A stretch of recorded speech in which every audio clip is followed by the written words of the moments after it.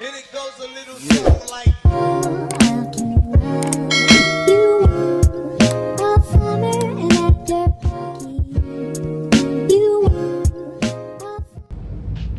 Hello kakabsat, I'm back. So welcome back to my YouTube channel. So we're going to New York City. So lakad-lakad muna kakabsat dito sa Times Square. Dinner ako ng friend ko, Aliana. Thanks to Aliana, shout out. So nagpunta rin kami sa Rockefeller para makita ang big Christmas tree.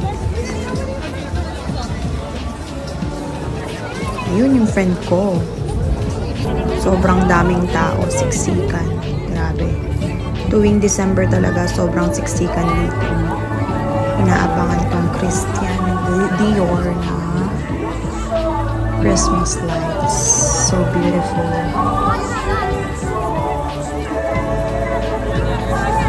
So, ngayon lang kami nagkita ng friend ko after 9 years. Actually, nakatira ako sa Massachusetts. So, dito siya nakatira sa New York City. So, itutour niya ako. Maraming salamat sa friend ko. And, syempre, nagstay ako sa place niya para makatipid-tipid tayo.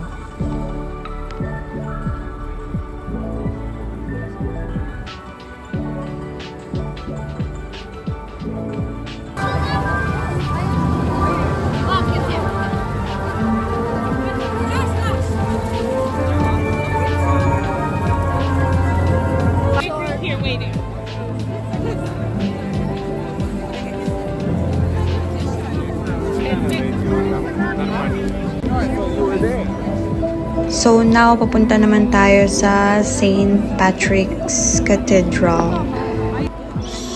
First time kong pumunta doon. So may kasabihan nga na sabi nila, pag first time mo daw pumunta sa simbahan, mag-wish ka. At yung wish mo is matutupad. Sabi nila. Let's see. So ayan, waiting muna. Sobrang daming tao. For sure, yung mga turista dito is galing sa iba't ibang bansa. Siyempre, New York City ba naman?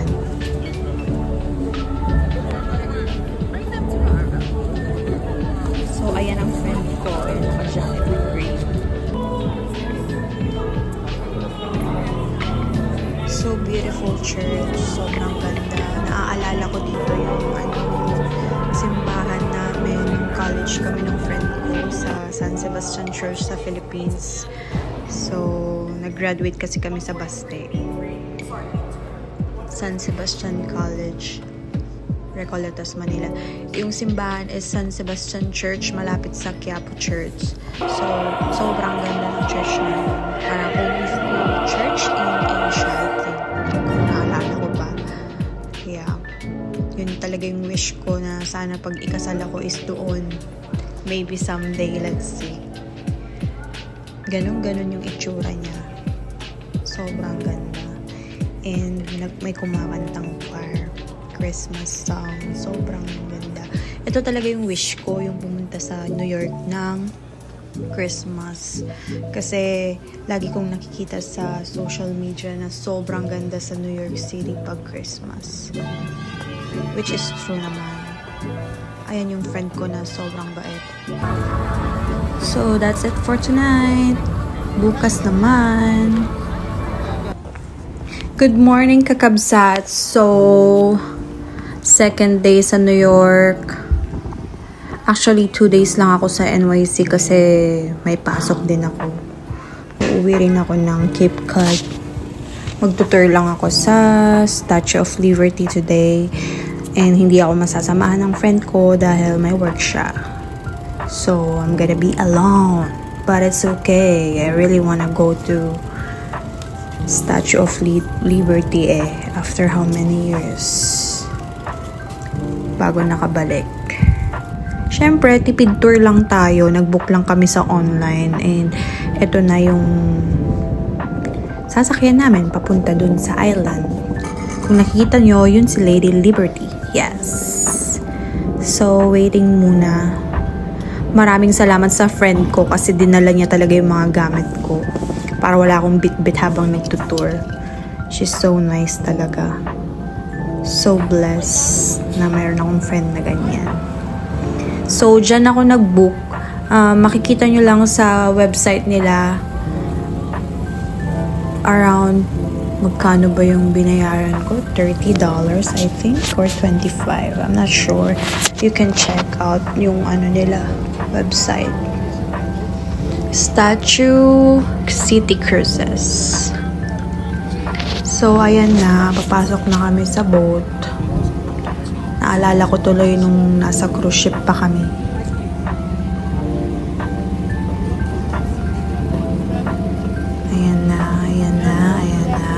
Pasok na, pinagalitan ako, bawal daw, tago ko na daw yung phone ko. So, ayan na, nakapasok na kami. So, umakyat ako sa taas para nakikita ko siya. Sobrang lamig dyan. Buti na lang pinahiraman ako ng jacket ng friend ko. Well, winter coat. Yeah. Ang hirap mag-isa kasi wala man lang mag-picture sa'yo. If you look out beyond the So Statue nice. of Liberty, Daming tao. you might see the Verrazano Bridge in the distance. It's the longest suspension bridge in the United States. Ayan na, si Lady Liberty. Yes. Sobrang amazing. I cannot believe na nakabalik ako dito, na nakikita ko ulit, di ba? God is so good. I'm so blessed. Ayan, nasa island na kami. Lakad-lakad, lakad-lakad. May mga Pinoy din. Pero syempre, hindi mo naman sila ka-close, so hindi mo rin makausap. Naghalap na lang ako ng available na pwedeng mag-picture sa akin. Ayan na, ngayon lang nagpakita ang aking face. Look, I'm so ugly. Just, no, I'm so fat.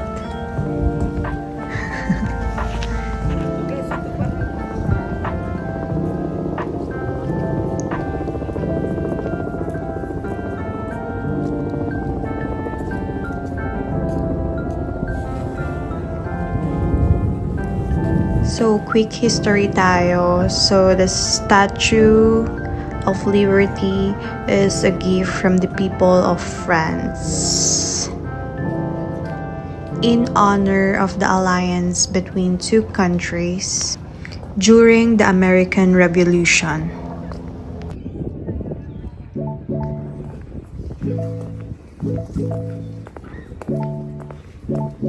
Ayan, lakad-lakad na lang muna. Tapos na ako magpa-picture, so masaya na ako doon. At least my latest picture na ako and it's mas maliwanag, it's more clear than before. Kasi sobrang labo na kasi it's 8 years ago na yung picture ko. So, babalik na ako. Siguro kakain lang ako kasi hindi pa ako kumakain ng breakfast. Maaga kaming umalis at nagka-problema pa sa transpo namin ng friend ko kasi nasira yung train. Nakakaloka. But it's okay. Nag-lift na lang kami. Ayan. Emma Lazarus. Nakikita nyo naman yung meaning. Hindi ko na kailangan i-explain. Mga friends. Mga kakabsat. So, it's so beautiful naman at makita ulit ito. Sana lang next time is, matur ko naman yung parents ko dito. But, I don't know when. Hopefully, someday. Sana bigyan pa sila ng more birthdays to come. So, matur ko pa sila. Ayan, pinakita ko lang one by one. So, para makita nyo kung anong meron sa island. especially sa mga kababayan natin gustong pumunta sa NYC sa Statue of Liberty.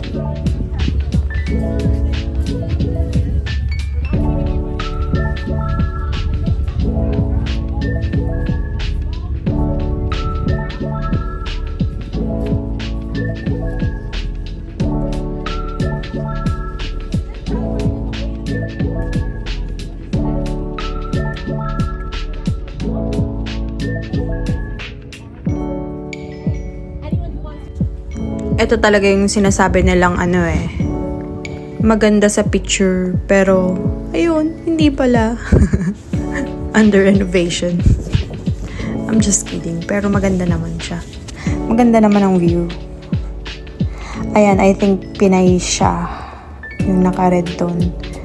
Ayan, daming birds. Nakakaloka dyan kasi ayun, nag-order ako ng burger inside the restaurant, tapos ang daming birds. Gusto ko sanang kumain sa labas.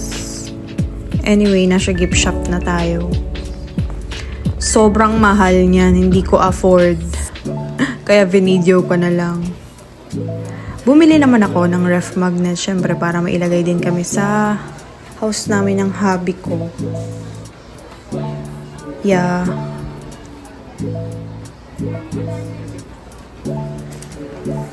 Hindi ko afford. Ayan, yung mga name. Naghahanap ako ng name ko. Wala yung name ko. So bad. I have my friend's name lang. Kate and Kat. And I think I saw Derek too, my friend. Ayan, daming souvenirs.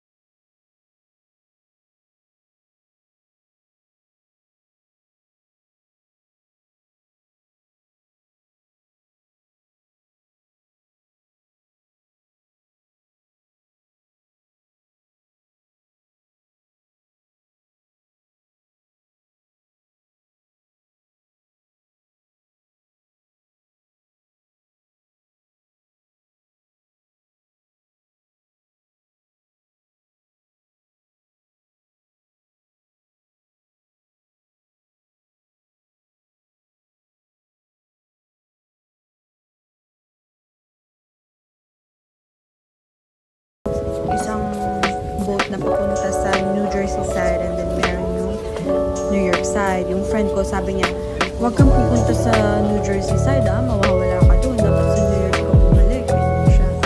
Tinatrack talaga ako ng lola mo. Baka mawala ako. Siyempre, magtatanong tayo pag nawala tayo, diba? Ayan, pasok muna.